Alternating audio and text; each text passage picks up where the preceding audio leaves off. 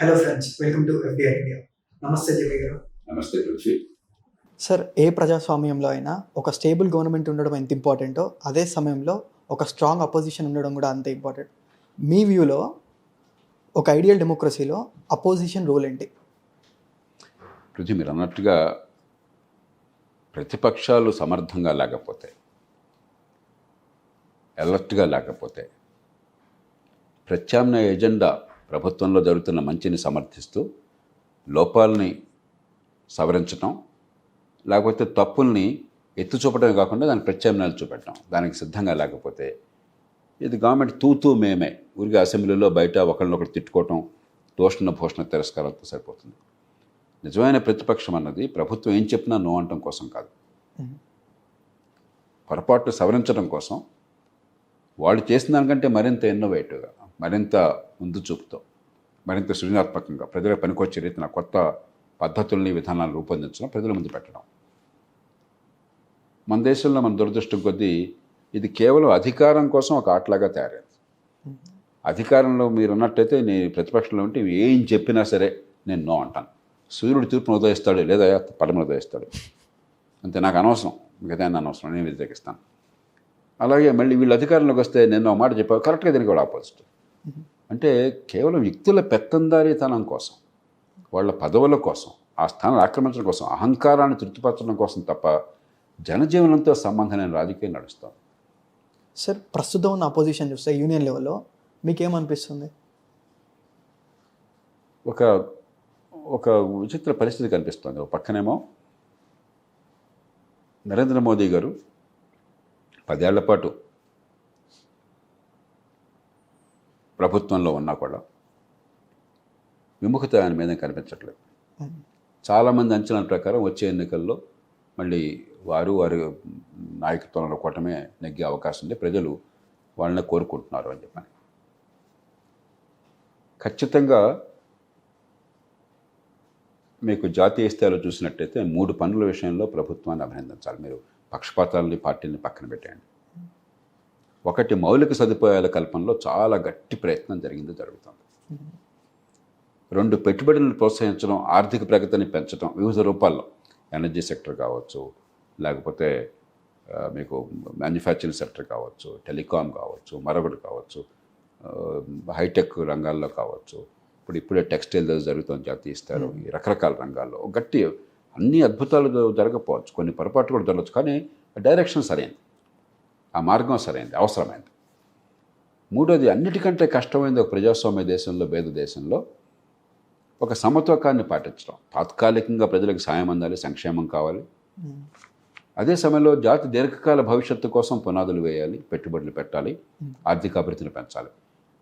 చాలా ప్రతికూల పరిస్థితుల్లో కూడా మీకు ఈ కోవిడ్ ఉన్న కారణంగా ప్రపంచం అంతా కూడా ఆర్థికంగా ప్రభుత్వాలు అస్తవ్యస్తం అయిపోయినాయి. అట్లాగే పేద దేశం కాబట్టి ఎప్పుడు సమస్యలు ఉంటాయి. ఇవన్నీ ఉన్నా కూడా ఈవేళ చాలా గణనీయంగా ఆర్థిక ప్రగతికి బాటలు వేయటము, పెట్టుబడులు పెట్టడము, ఈ సమతూకాన్ని పాటించడం, అటు సంక్షేమము, ఇటు అభివృద్ధి, ఈ 3 విషయాలు అభినందించాలి. కానీ అట్లాగైనా సమస్యలు లేవా? మోదీ గారు రేపొద్దున ఒకవేళ నెగ్గినట్టయితే, ఆయన నెగ్గొచ్చు, ఇంకోళ్ళు నెగ్గొచ్చు, మనకు తెలియదు, ఆయన నెగ్గినట్టయితే అంత అద్భుతం జరిగిపోయినట్టు కాదు. ప్రమాదాలు పొంచి ఉన్నాయి ఈ దేశంలో, అవకాశాలు ఉన్నాయి అద్భుతంగా, ప్రమాదాలు పొంచి ఉన్నాయి. సమర్థమైన ప్రతిపక్షం వాటిని పసిగట్టి ఆ లోపాలను అర్థం చేసుకుని వీటిని పరిష్కారం చేయాలి, దీనికోసం మేము దీనికి సిద్ధంగా ఉన్నాం, వాళ్ళు కాదు మేమైతే బాగా చేస్తామని చెప్పగలగాలి. నాకు 4 అంకెలు చాలా కీలకమైనవి ఈ దేశంలో. మీరు రాజకీయ పార్టీలు ఉన్నా, పత్రికల్లో ఉన్నా, దేశం గురించి ఆలోచిస్తున్నా కూడా, నిద్రలో ఉన్న, కళ్ళగంటున్నా, పగల మేలుకున్నా కూడా ఈ 4 అంకెలు మన మనసులో మళ్ళీ మళ్ళీ మళ్ళీ తొలవాలి. మొదటిది, 82% మన దేశంలో 82% అక్షరాల 182 పని చేసేవాళ్ళు అసంఘటిత రంగంలో రెక్కాడితే కానీ డొక్కాడక, భద్రమైనటువంటి వృత్తి ఉపాధి లేక, నెల జీతం లేక, రేపేమవుతుందో తెలియక బతుకుతున్నారు. అసంఘటిత రంగం 82%, ప్రపంచంలో అత్యధికమైన సంఖ్య. ఊహించడానికి కూడా సాధ్యం కాదు, పెద్ద దేశాల్లో కానీ, పెద్ద ఆర్థిక వ్యవస్థలో కానీ ఊహించడానికి కూడా సాధ్యం కాదు, చాలా పెద్ద అంకెది. 2వది, 65% గ్రామీణ ప్రాంతాల్లో ఉన్నారు. మామూలుగా పట్టణీకరణ, ఆధునికీకరణ అంటే అభివృద్ధి అంటే పట్టణీకరణ, ఆధునికీకరణ అంటే నగరీకరణ. అన్ని దేశాల్లో ప్రపంచం అంతా కూడా, అమెరికా ఉందనుకోండి, 200 ఏళ్ల క్రితం అమెరికా అంతా గ్రామాల్లోనే ఉంది. ఇవాళంతా అమెరికా 195 మంది పట్టణాల్లో ఉన్నారు. చైనా 80% గ్రామాల్లో ఉండింది, ఇప్పుడు అది 30% అంత 20%, 20% పడిపోయింది. ఇంకా తగ్గిస్తున్నారు. కాబట్టి ఆధునికీకరణ అంటే ఆధునిక ఆర్థిక వ్యవస్థలో పట్టణీకరణ, ఈ రెండింటిని కలిపేసాము మనం. మరి మన పట్టణీకరణ చాలా తక్కువగా ఉంది. 6 లక్షల గ్రామాలు, 15 లక్షల ఆవాసాలు, హ్యామ్లెట్లు వగేరా అంటాము. అక్కడ మీరు తలకిందులుగా తపస్సు చేసినా కూడా మౌలిక సదుపాయాలు బ్రహ్మాండంగా కల్పించి ఆర్థిక వ్యవస్థను పెంచడం సాధ్యం కాదు. మరి ఈ 65% గ్రామాల ప్రజల్ని ఏ రకంగా భవిష్యత్తు తీర్చిదిద్దాలి, మౌలిక సదుపాయాలు ఎట్లా అందించాలి, ఆర్థిక వ్యవస్థను ఎట్లా పెంచాలి, ఉపాధిని ఎట్లా కల్పించాలి, నిరంతరం దీని గురించి మనం ఆలోచించకుండా ఏదో మొక్కుబడిగా చేస్తూ ఉంటే సంక్షోభం ముదురుతూ ఉంటుంది. మూడోది, 45% వ్యవసాయ రంగం ఆధారపడుతున్నారు. ప్రపంచంలో మళ్ళీ పెద్ద దేశాల్లో అతిపెద్ద సంఖ్య 45%, మామూలుగా 2%, 3% వ్యవసాయం మీద ఉండేది. మీరు చూస్తున్నారు ప్రస్తుతం ఆ పంజాబ్ హర్యానా సరిహద్దుల్లో రైతులు ఉద్యమాలు చేయటం. ఆ ఉద్యమ లక్ష్యాలు చాలా పొరపాటైనవి, హేతుబద్ధమైనవి కాదు.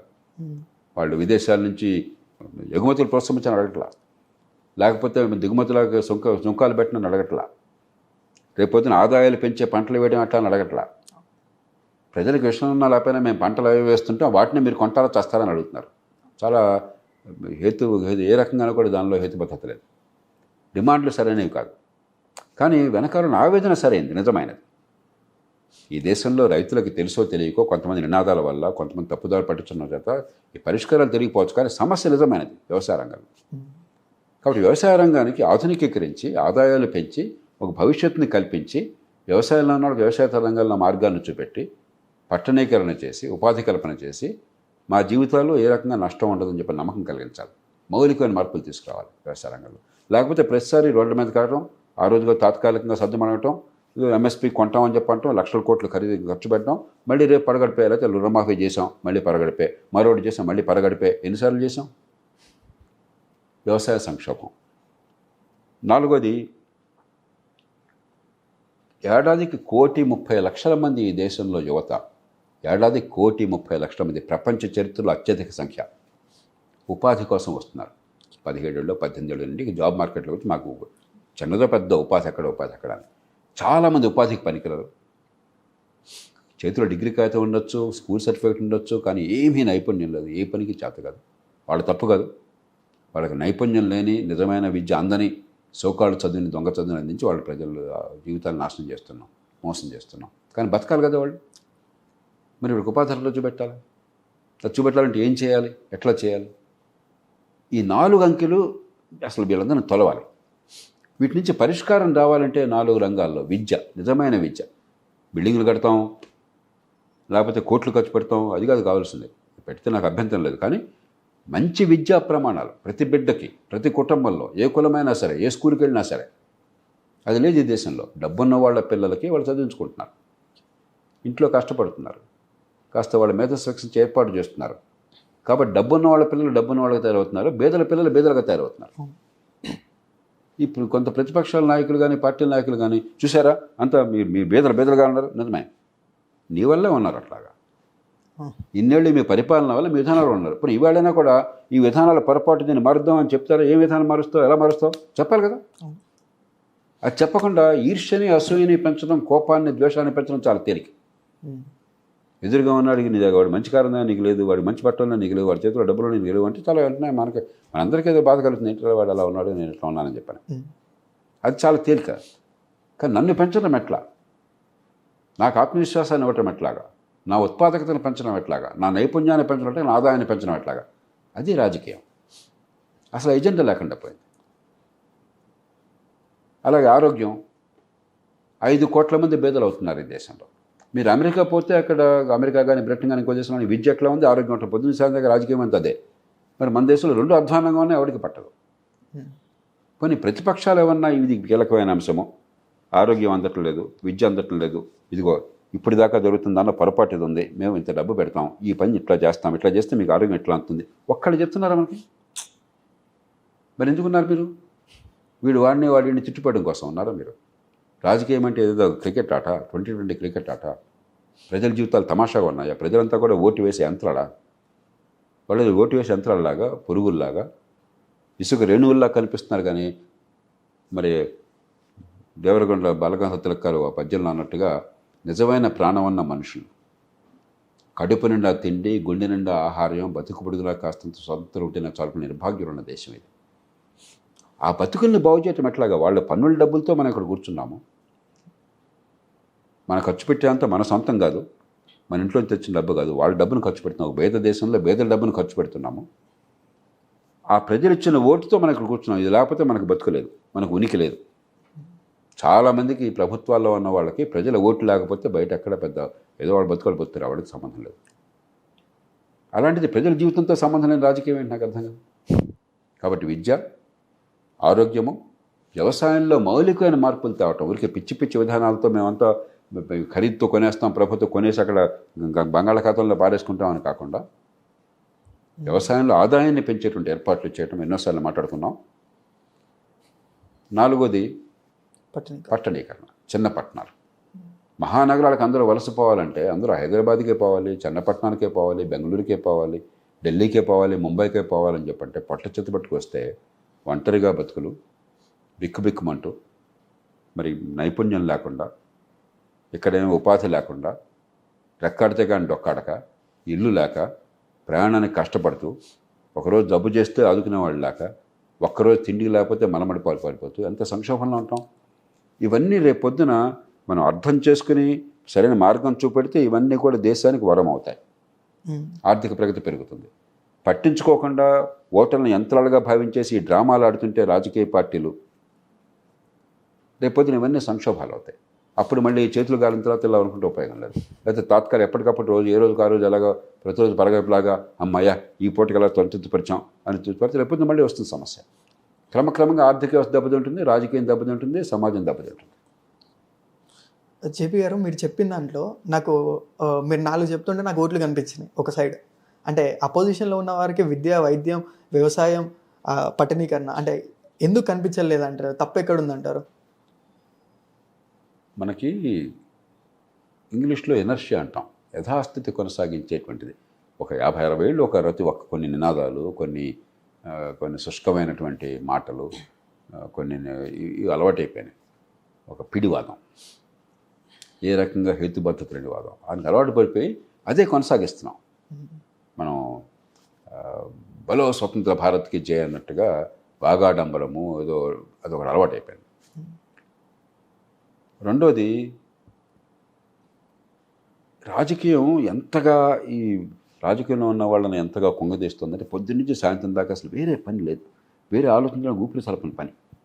ఎట్లా కొట్టి దాన్ని మేనేజ్ చేయటము, వీడి గొడవ, వాడి గొడవ, రేపొద్దున అధికారం కోసం ఎత్తులు, పై ఎత్తులు, వ్యూహాలు, ప్రతివ్యూహాలు తప్ప అసలు అధికారం ఎందుకు, ఈ పదవులు ఎందుకు, ప్రభుత్వాలను ఏర్పాటు చేయడం ఎందుకు, ఏం చేయాలి, ఎందుకోసం మనం కూర్చున్నాను మర్చిపోయి అసలు ఆటే మనకు లక్ష్యం అయిపోయింది. Power without purpose. కాబట్టి లక్ష్యం లేనటువంటి అధికార దాహం మీకు ఇంకా ఎందుకు, ఇది విధానం ఏమిటి, ఏ రకంగా మార్పులు తేవాలి, ప్రజల పన్ను డబ్బులు ఎలా ఖర్చు పెట్టాలి, ఏ రకంగా ఖర్చు పెడితే ఫలితాలు వస్తాయి, ప్రజలకు అధికారం ఎట్లా ఉపయోగించాలి, దీని గురించి ఆలోచన ఉండదు. మూడోది, రాజకీయ ఎజెండాను చాలా మేరకు మీడియా నిర్దేశిస్తుంది. మన మీడియా ఒక 2020 క్రికెట్ ఆడుతుంటే మౌన ప్రేక్షకులాగా మనం అటు ఇటు తిప్పి చూస్తున్నాం. వాడు బాల్ వేసాడు, వీడు కొట్టాడు, ఇలా తప్పితే మనం అసలు ఇది మన కోసం ఉందన్న ఆలోచన రాదు. ఈ దేశంలో సమస్యలు ఏమిటి, దాని పరిష్కారాలు ఏమిటి, ఎందుకు పరిష్కారాలు కొన్ని రావట్లేదు, బాగా ఫలితాలు వస్తే ఎక్కడ ఫలితాలు వస్తున్నాయి, ఎందుకు వస్తున్నాయి, ఏం చేయాలి, అసలు చర్చ రావట్లేదు అక్కడి నుంచి. మీడియా కూడా ఇప్పుడు టీవీ ఛానల్ పెట్టినదేనా, పత్రిక చదవండి, ఈడు గెలుస్తాడా ఆడి గెలుస్తాడా, ఈడు ఆడింటికి వెళ్ళాడా ఈడింటి వచ్చాడా, వీడు వాడితో భోంచేశాడా ఆడి ఈడితో భోంచేశాడా. మన బతుకులంతా భృత్యుల బతుక, వీళ్ళంతా మహారాజులా, వాడు ఎవరితో తిన్నాడు నాకేం కావాలా, నా బతుకేమవుతుంది, నా పన్నుల డబ్బుతో నాకేం జరుగుతుంది, నా పిల్లల భవిష్యత్తు ఏమవుతుంది. ఇది రాజకీయం. మన రాజకీయం దేశంలో అట్లా లేదు, మన మీడియాలో కూడా అట్లా లేదు. అధికార క్రీడగా అయిపోయింది. ప్రజలకు ఏమైంది, ఒకటేమో పేదరికం వల్ల చాలామంది బతుకు పోరాటంలో అలసిపోయారు.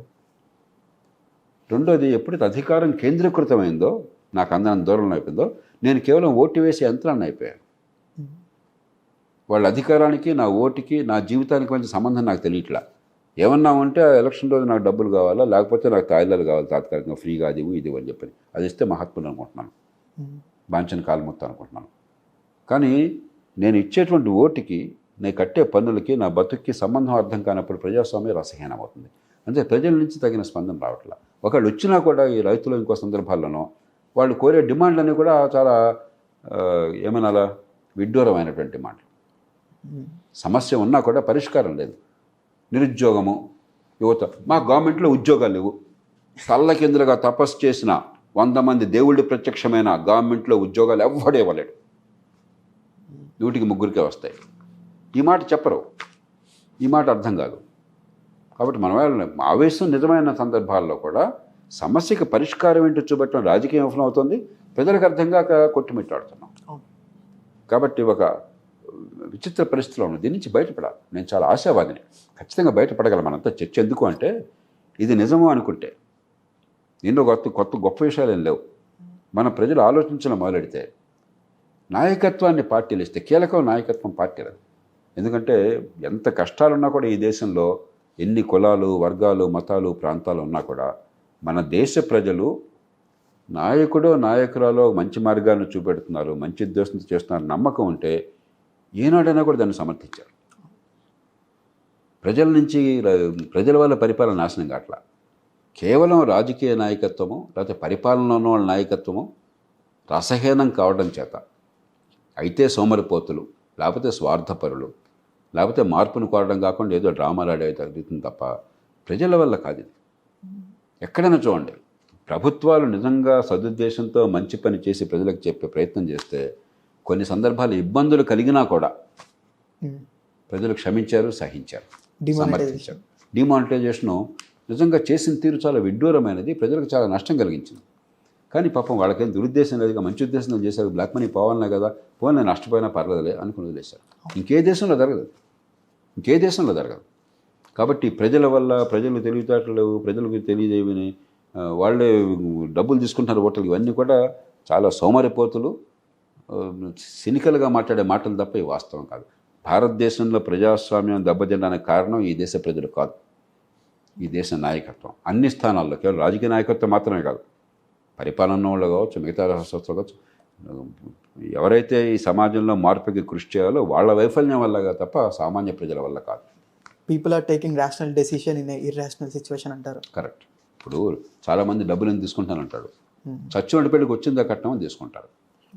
డబ్బులు లేకుండా ఓటేస్తే నా బతికట్ట బాగుపడుతుందో నాకు అర్థం కావట్లా.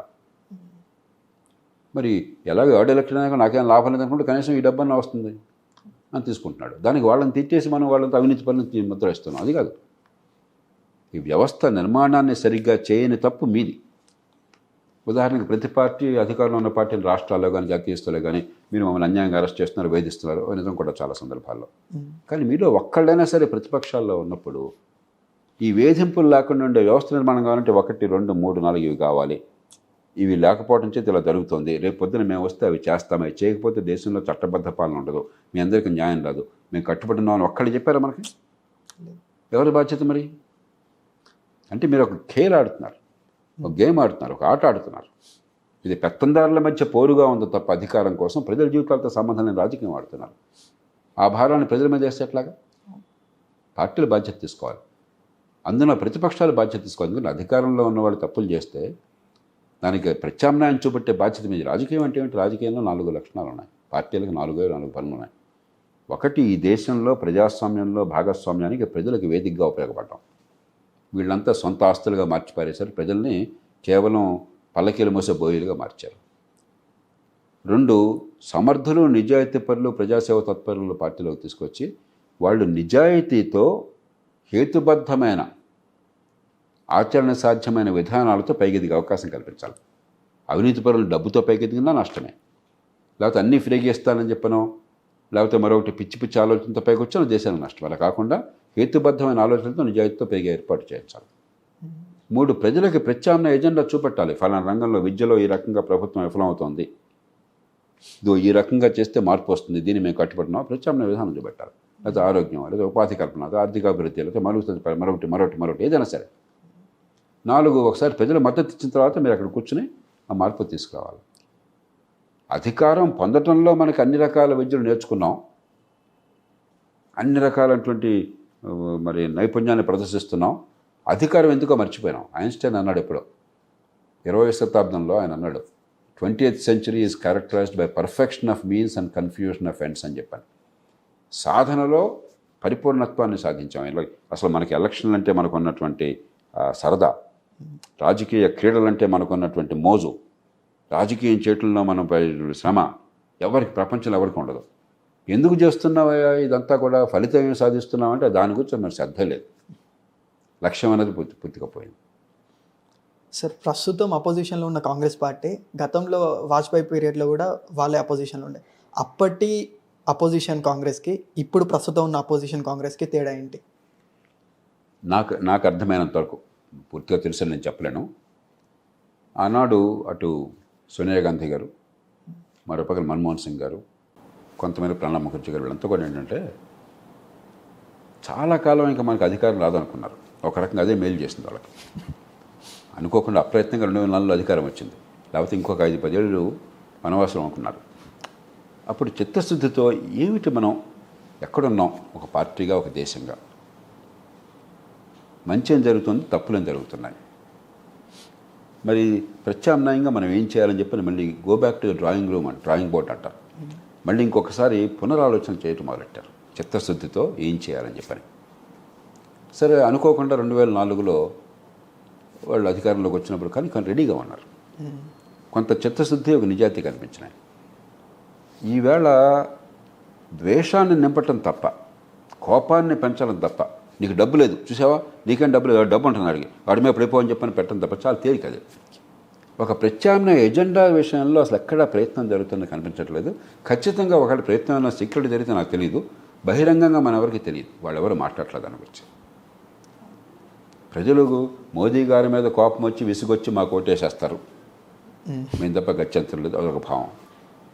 లేకపోతే ద్వేషాన్ని నింపినట్టయితే, కోపాన్ని నింపినట్టయితే, కాస్త కోస్తే డబ్బు అవకాశం ఉన్నవాడి మీద కోపం, అసూయ నింపినట్టయితే వాళ్ళు మా పక్క వస్తారు అని తప్ప, ప్రజాస్వామ్యంలో అందరినీ కలపాలి, అందరికీ ఎదిగే అవకాశాలు రావాలి, సంపద పెంచడంలో అందరికీ భాగస్వామ్యం కావాలి.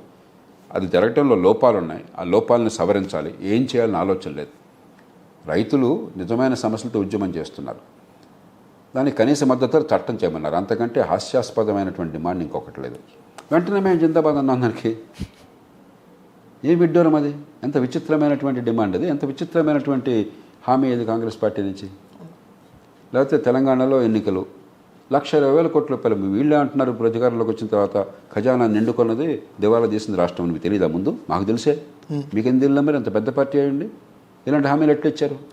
పాత పెన్షన్ పద్ధతి ఇచ్చేస్తాం, ఎలా ఇస్తారు? అసలు దేశం పట్ల బాధ్యత ఉన్న ఏ ప్రతిపక్షమైనా, అధికార పార్టీ అయినా, ఒక జాతీయ పార్టీ కానీ, పెద్ద పార్టీ కానీ ఇలాంటి భయంకరమైన హామీలు ఇస్తారా? దేశం నాశనం పర్లేదని చెప్పని. కాబట్టి ఒక విచిత్రమైనటువంటి ధోరణి తప్ప మనం ఏంటి, మన దేశం ఏ పరిస్థితిలో ఉన్నాము, మన బాధ్యత తీసుకుంటే మనం ఏం చేయాలి, ఈ దేశాన్ని అలా గట్టెక్కించాలి, ఆ గట్టెక్కించడం ప్రజల అభిమానం అట్లా చొరగొనాలి. అలా ఆలోచన కాకుండా ఏదో ఒకటి ఎడ్డమంటే తెడ్డం, ఆ క్షణంలో ఏదో ఒకటి హడావుడి కనిపిస్తుంది. ఆనాడు అట్లా లేదు. ఆనాడు కొంచెం లోతుగా ఆలోచించే ప్రయత్నం జరిగింది.